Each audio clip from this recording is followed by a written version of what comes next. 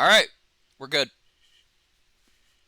Hey everybody, how's it going? So me and Sean, my editor, are here to talk about the newest Halloween-themed death battle episode, Alucard versus Dio, one of the most highly requested fights in the history of death battle. Period.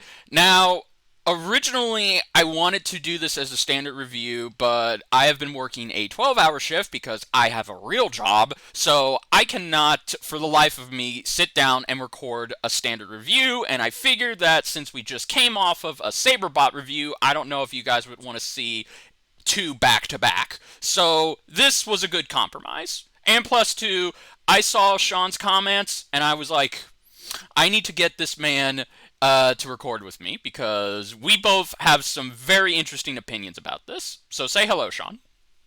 Oh, and also I am currently injured because I'm an idiot. No, you're not. You just got unlucky, man. It happens to the best of us. Don't worry. Yeah, I got unlucky, so it kind of works out so I don't have to put too much pain on my hand. Yes, because you need that hand. Not only for editing, but you need that hand. You need that hand. It's important for your day-to-day life activities. That's because I'm a right-hander. Yeah, I can see that. uh, Lucky. Anyway, okay.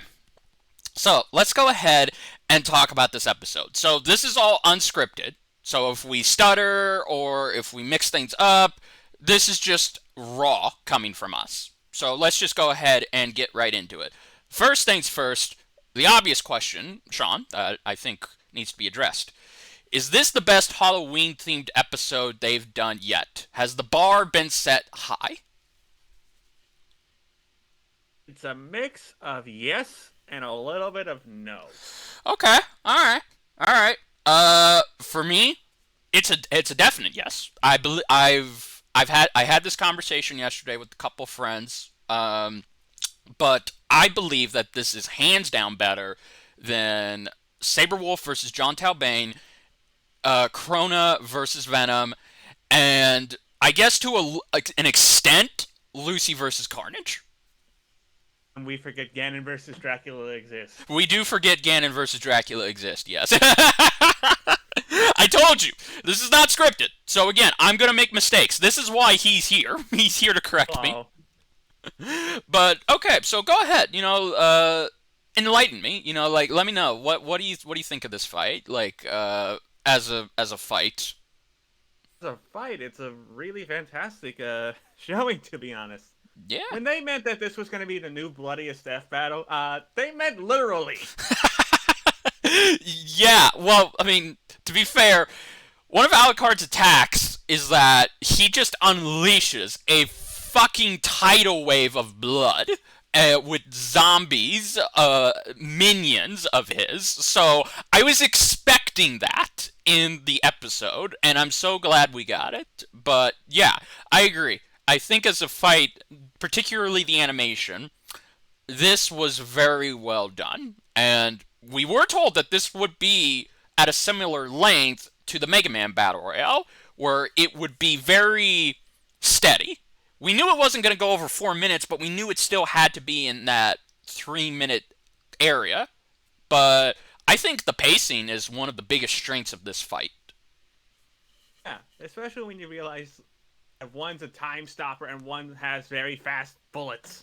So it kind of works out for both of them. Yes, yes, and it's funny you mentioned that because again, I loved John versus Saber. I love Ganon versus Dracula, but here, what I really love the most is just how much variety we are given because these two are so different in how they approach things in a combat scenario. Alucard uses his guns, he uses his summons, he uses a crapload of magical stuff to combat somebody, whereas Dio, he uses his stand and his greater vampiric abilities.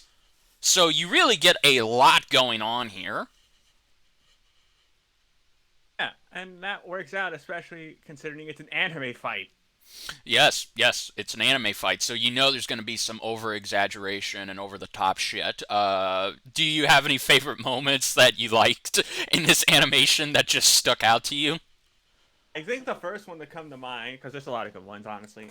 Dio just walking up to the illusion, but it was I, Dio, and he's just so confused, like, what the hell happened? I thought I killed you. That was Just see that, very good. and you see that hand-drawn image like hop behind Dio. Like, I thought that was so cool and also kind of funny.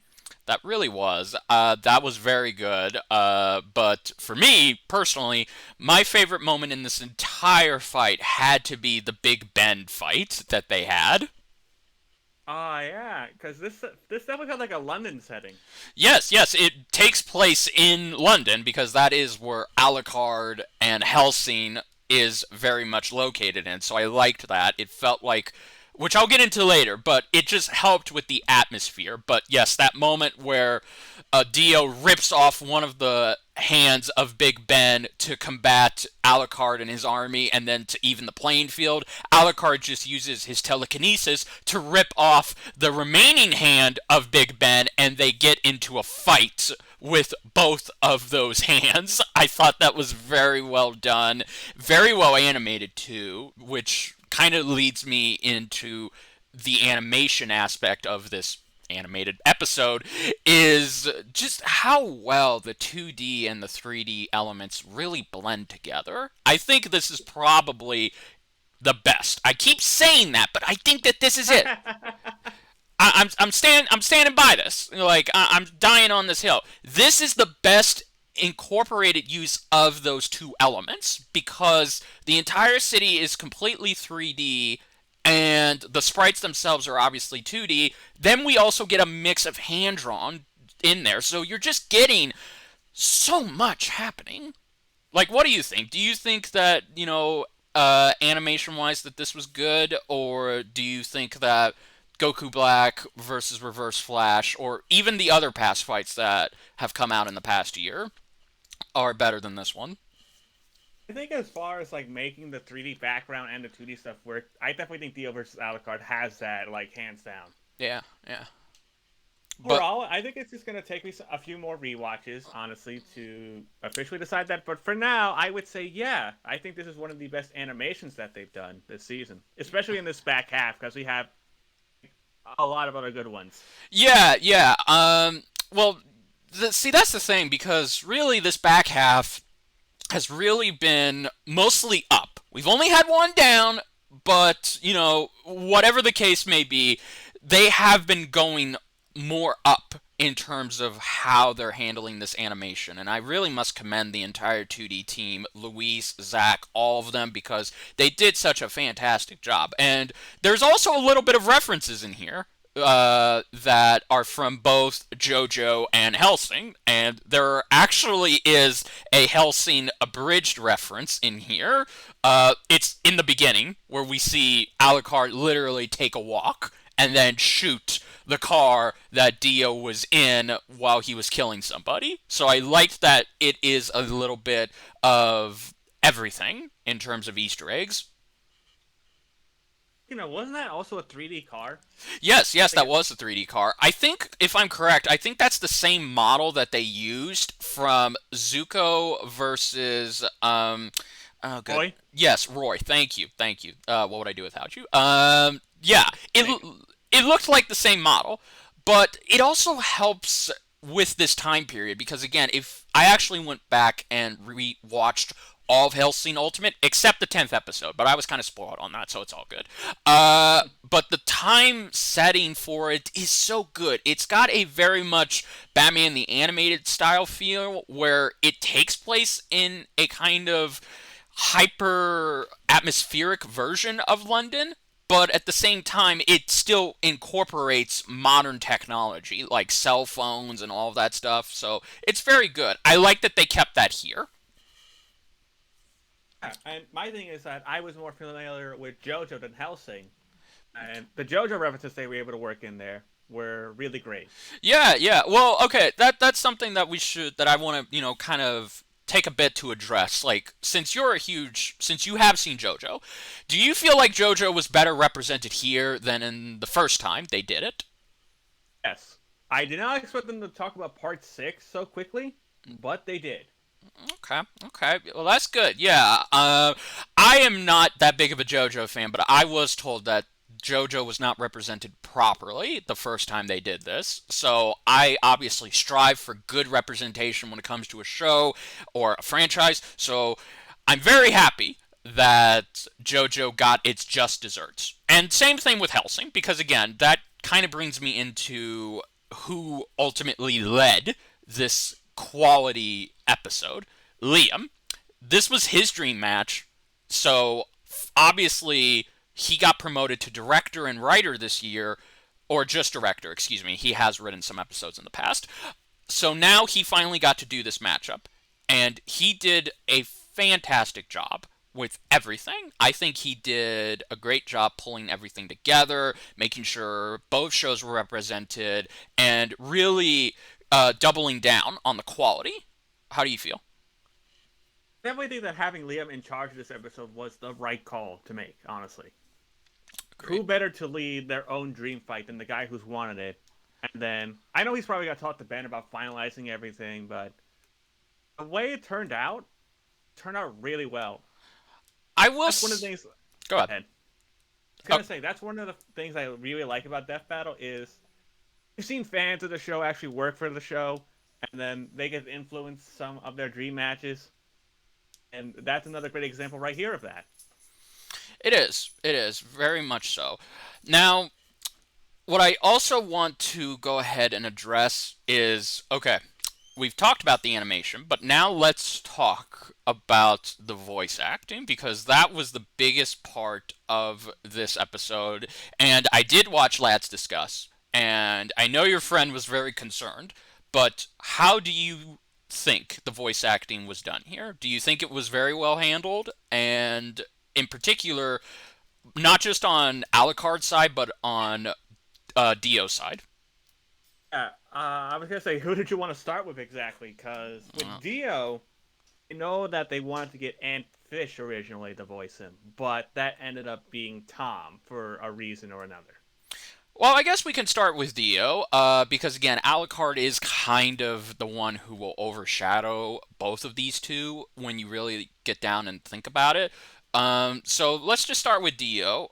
I have not heard Anne Fish's Dio, so I don't know what he would have sounded like. But I have heard Tom's performance 3 times now after I've watched the fight, and I must say, I think he did a good job. My question with Dio was like, did they want to go with the Japanese or English route? Because with JoJo, honestly, I've even said this to Proboscis, JoJo has really good dub and sub voice actors. Like, both fantastic. And to me, hearing Tom voice Dio, I'm like, doesn't sound exactly right like the English version, but that happens. But he has the characteristics and like mannerisms of the character. Right, This is Dio. Just sounds a little off. right, right. Well, okay, well, now to kind of ask, in terms of comparing and contrasting, do you think that Anfish would have been better? Do you think like he would have done a better job with this script, or are you just satisfied with Tom's performance? I think Tom did a really good job. I don't know what Antfish sounds like as Dio, but what we got from Tom, I wasn't sure what to expect, and I got a whole lot more than I was expecting. I agree. I agree. Well, again, no disrespect to Antfish. I love him and his work, but I just could not find, for the life of me, I could not properly find reference to what his Dio sounds like in time. But what I will say is that from going to voicing Kool-Aid Man to Dio, I think Tom is very, very good in his range. Because again, I always keep an eye out on how good a voice actor is in terms of their range when it comes to Death Battle. And we've had some great ones. Obviously, in my opinion, my boy Nick. He is the king when it comes to the range. But Tom, he's pretty good. I like it. I think that he captured the mannerisms. He nailed that dialogue. And to me, he would fit in the JoJo world. I'm not saying he would fit good as a Dio replacement, but he would be very, very good in that world if they were to cast him. Especially when you realize like one of the lines that Dio does do, the Muda when he's getting on that steamroller. Yeah, the actor who originally did it also had to do it in like a very fast kind of pace, and I thought that was replicated well because that I think was the hardest part of voicing Dio was not only working that line in there, but actually voicing that line. Yeah, yeah. And Dio also had some good stuff too. If there's one complaint that I have to make, and this isn't on Tom, this is really in the script department, is they overdid the "it was me" meme a lot. Because I did watch the analysis. They pretty much did it 3 times. They did it twice in the analysis and then again here. So when they did it, it just felt a bit overkill. You know what I mean? I don't know if I'm the only one who felt that way, but I just Maybe you just feel like, okay, you did it 3 times, it's not funny anymore. Doing it twice, okay, you can get away with it. yes, especially this is completely unrelated, but I hated how they ended Dio's analysis. I really felt like that was just too memey, and it was kind of unfair to have a sort of not serious analysis versus a serious analysis. But again, I'll get into that on ProBusCast. But anyway, all right. Well, again, so we both agreed Tom did a great job, and that is the one thing I think everybody was worried about because ultimately, no pun intended, the real MVP of this fight, voice acting wise, is Curtis Arnott, aka Takahaka 101, as Alucard. Well, I've never seen Helsing, so I can't say anything. He was the best. I will say this because again, I have seen 9 episodes of Helsing, and I will say this: Taka is the second best voice of Alucard. Although Crispin Freeman, who voices Alucard, he is fucking terrifying. And just in case Sean or other people don't know, Crispin Freeman is the voice of Red Arrow and the other clones of Roy Harper's family in Young Justice, the animated series. I only know him as the voice of Winston from Overwatch. Okay, well, he's also the voice of Winston from Overwatch. So, yes, dude is very terrifying as Alucard, but Taka is known for portraying a more, well, let's not even try and beat around the bush here, a more comedic version of the character. So that was one of the concerns that I heard from your friend and I heard from other people. They were worried that Taka would just be playing Helsing Ultimate abridged Alucard and not the real Alucard. But I'm here to say, I don't know about Sean, but I'm here to say Alucard was done very well in this episode. I think for that it was because the script was like, okay, make it serious. A little bit of the abridged references in there. Yes, because there is only one abridged reference in there, and that is the "I'm a real fucking vampire" line, which I loved how they worked that in. So it very much balanced out the "it was me" Dio shit. So that was very good. I like that. But no, Taka did a great job, and he hasn't been in Death Battle since Deadpool versus the Mask, but he hasn't been a serious character since Shadow versus Mewtwo. So I feel like a return to a serious combatant was very much appreciated and welcomed. Yeah. So some people being like, oh, we got Deadpool and Randy Savage versus Kool-Aid. Doesn't that count? I mean, no, that was just a quick cameo, so, I don't really count that. But I guess Fair. it does have to count. Also, I just gotta say it. I love hearing his perfect cell voice as Alucard. Although I haven't been able to fact check it because I don't know if when he did the voice of Perfect Cell that he just used his Alucard voice or he used his Perfect Cell voice for Alucard. Because I think it again, depends on when those came out, honestly. Like, I don't know when Hellsing Abridged officially came out. Yeah, me neither. Well, I think it was around 2011, maybe 2012, because I know they started it after Hellsing Ultimate already ended in 2012. But whatever the case may be, Taka did a great job here. I enjoyed it. I had a lot of fun with his performance, and I'm very happy that they were able to get him back for one last hurrah, because really, I don't know who else he can play in the future because he's kind of done it all now. He's played Shadow, he's played Alucard, and he's played Deadpool. So really, I don't know what else to do. Granted, he could come back and play Perfect Cell, but I don't know about that. I mean, you would just have to wait and see and go from there with Taka. Yeah, yeah, but do you have any other thoughts about Taka's performance? Because again, I really am curious to hear um, your friend's take on this, but I want to hear what you got to say. Do you really have anything else to say? Any little nitpicks or things that you would have liked to see? The Alucard voice acting, I thought it was good. I haven't seen a lot of Hellsing. I tried to watch a bit of it before this fight, and I see why people think Taka was going to be like the choice, like the go-to choice. Yeah, yeah, because you can tell he really loves and respects the character. He enjoys playing Alucard. I actually do have one little nitpick about his performance. That be? Okay, so the moment where Dracula shows up, which again, that was a very cool moment. I liked it. When he shows up as Dracula, his personality does not shift because in Hellsing Ultimate and in Hellsing Ultimate Bridge, when he comes out as Dracula Tepesh, his voice changes. You actually hear his Transylvanian accent come through, and then when he's Alucard, it changes. So it's like a personality shift almost. But here, when he's Dracula, his voice still stays the same. I don't know. I feel like it would have been cooler for that one line delivery to hear him say it in his Transylvanian accent. I mean, I haven't, like I said, I haven't seen that much of it, but I think I get what you're trying to say.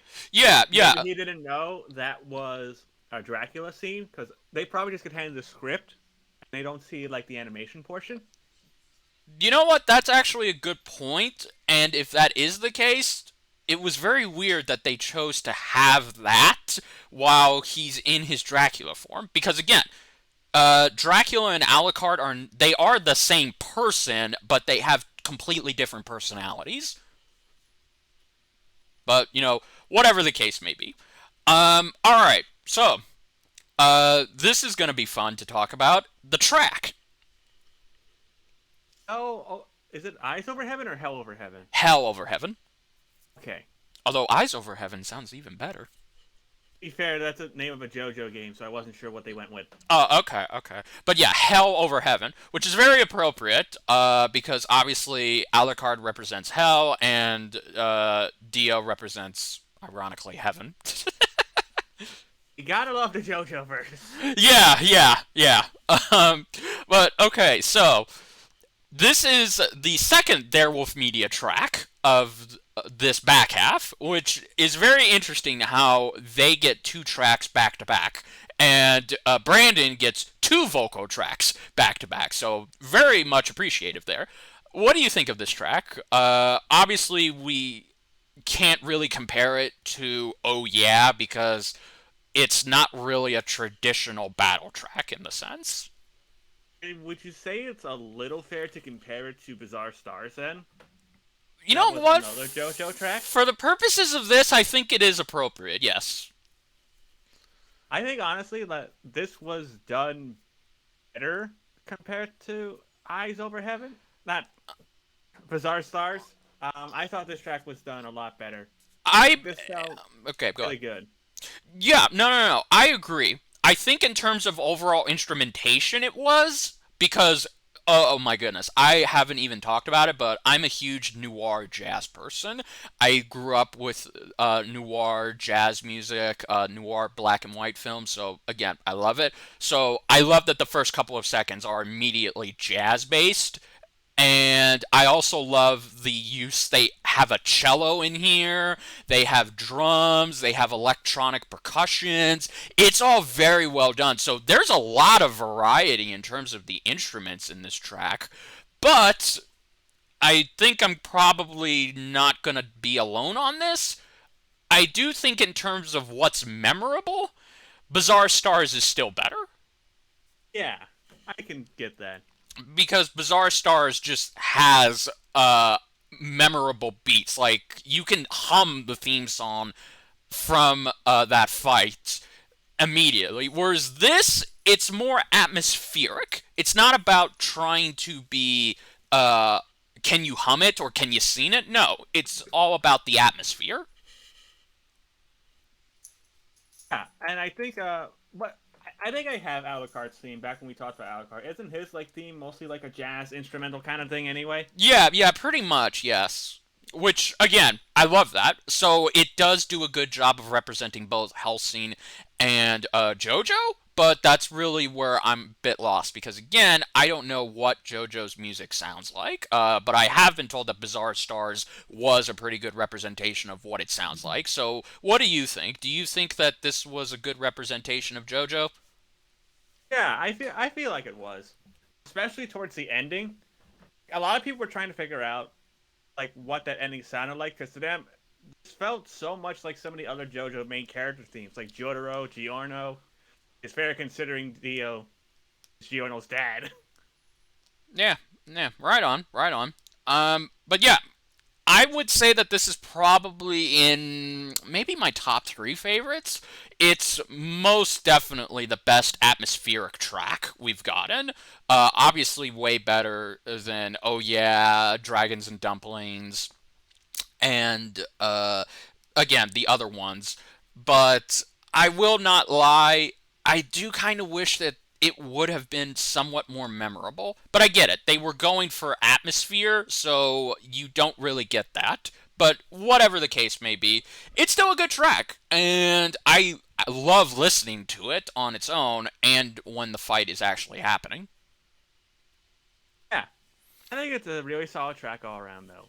Like, Airwolf did a really good job making these two work. Like these two show music kind of themes work. Agreed, agreed. Alright, so now we're just going to get to thoughts overall because it really comes down to this. Alright, Sean, so you said yes and no to this question. Alright, so where do you place this in your Halloween themed death battle tier list? For now, it's like the second best Halloween episode. Okay. There was a couple of complaints I had with it. For example, I mentioned this in the Robust Cat private chat. The world sprite was not that big on it. I get you. I get you. Yeah, I could totally see where you're coming from. I think one of the reasons I think I prefer John versus Saber is I thought that they had a better death than this one did. Yeah, yeah. Again, I've had that conversation too with the friend. Um, I do agree.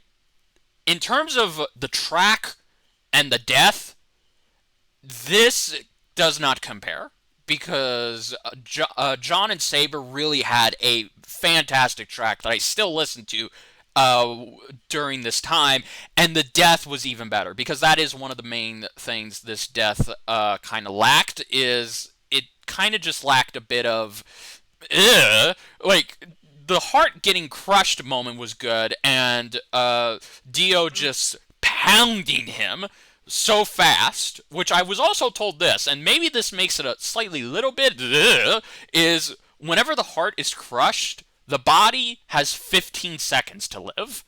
So to Alucard, he only had 15 seconds to live, but uh, it felt less than that. So that kind of makes the death a little bit more uncomfortable. Which is fair. Yeah, yeah. That's like Alucard's big weakness anyway, so they're like, here's the weakness that we have to show off because people are going to ask about it. Mm-hmm, mm-hmm. Yeah. Okay, okay. So any other thoughts on that, or you just pretty much those are all your no those are all your big points? think those are mostly the big points I have with this overall. Like, it's probably gonna be higher on my overall rankings once I go back and like rank everything. But this is almost a top 10, like almost a top 5, I should say, almost a top 5 episode. Yeah. Again, the music and the death really were kind of subpar compared to last year's, but overall, in terms of the pacing, the animation, the voice acting, it was way better. That too, and what really makes this better than, in my opinion, John versus Saberwolf is the environment. Because again, there really isn't much you can do with two werewolves fighting each other. The best you can do is have them fight on the wall, and they already did that. Whereas here, there's so much environmental destruction and use going on. Like there are so many details you can go back and watch and analyze this fight and be like, holy crap, I didn't notice that. But I would say that this is probably my number one favorite. My top three so far are, of course, Carnage versus Lucy, Dracula versus Ganondorf, and finally this. But I will say this in terms of this season, this is probably my second favorite fight of the back half. It's done a great job. I've even seen some people say that this is better than Goku Black versus Reverse Flash. And I really can't argue against that because, again, Goku Black versus Reverse Flash was amazing, but this just took it to a whole nother level. I get that. I think one of the reasons why I probably don't say it's that high yet is I'm not as invested into somebody like Alucard or to someone an extent Dio. So I guess for me it's just like a personal thing. But I'm not afraid to admit that that's probably one of the biggest reasons why. Yeah, I get you. I get you. So yeah, that was our thoughts on Alucard versus Dio. Again, overall, this was a great episode all around. Liam crushed it in the directorial debut and in the writing standpoint. The animators did a great job making this the best it could be. Obviously, the storyboarding was amazing. The track was pretty good. The voice acting was superb. And overall, as a complete package, I could totally see people watching this on Halloween. So please help this get to 1 million views, people, because I want to see, I especially want to see Helsing come back. I hope Alucard does come back in the future because I feel like he shouldn't just stop fighting Dio. I think there are other people you can put him up against. But now for the next time, which we're just going to go over a little bit because I think we both want to save our actual thoughts for our respective podcast. But next time we have two badass video game bosses fighting each other, and it's also the return of Mortal Kombat versus Street Fighter. It's Akuma from Season 1 versus Shao Kahn from Season 2. So, Sean, how excited are you for this? A scale of 1 to 10, probably a 9, because fighting games have been one of my favorite genres, and these both are really, really good. And you gotta realize, we're getting voice actors for these two. Hallelujah. I completely echo that statement. Yes, hallelujah. We're getting voice actors for these two. We're getting updated animation. We're getting updated analysis. We're getting a bunch of stuff. I'm very excited. Obviously, again, like Sean, I grew up with Mortal Kombat and Street Fighter, and these two really should have fought a long time ago. I don't understand why they couldn't back in Season 1 or Season 2, but frick it, they're doing it now, and I'm very excited, and it's a great time. It's also great timing on their part, too, because Mortal Kombat has had a big year. Too bad I can't say the same for Street Fighter. I mean, they're still finishing up DLC for Street Fighter 5. Yeah, okay, I'll give you that. But yeah, I'm very excited. I think this. Okay, my one hope. I don't know about you, but my one hope is that this can be better than Heihachi versus Geese. That is a really tall order. It is a tall order, yes. It's a very tall order because that was a great fight. But I have faith in this team. I think they can do it, especially when they are giving. I know they're going to give Akuma his Oni form, so we're going to see some extra destruction levels of quality in that. I feel like regardless of what style they're gonna do for this fight, it's gonna be amazing. I really don't see it being a 3D, sadly. Hey, I'm fine with this being a 2D fight. It Oh works yeah, best for them that way. yeah, me too. As long, obviously, I don't think they are, but as long as they don't use the digitized sprites for Shao Kahn, because those don't look good anymore. I really am curious to see. Maybe they'll reuse the sprite we saw from Black Canary versus Sindel. That'd be nice. Yeah, yeah, it would. But yes, either way. So when that comes out, we'll definitely give our own respective views on it, or maybe we'll come back and do this one. Because again, at this point, guys, I'm just trying to mix it up. So if you enjoyed this, then please let me know down below. And, again, me and Sean will keep doing this because I love teaming up with this guy. He does a lot of good work on the editing for both not just my content, but for Billy's content. And god dang it, he needs more god dang subscribers. So whatever I gotta do. Thank you. I appreciate that. No, no problem. Well, alright then. We're gonna go ahead and sign off. So we'll do our own respective outros. I guess I'll go. You didn't say who wants to start. God damn it. Okay. I shall see you later, my subjects, and until then, subscribe, comment down below, and I'll see you for the next time.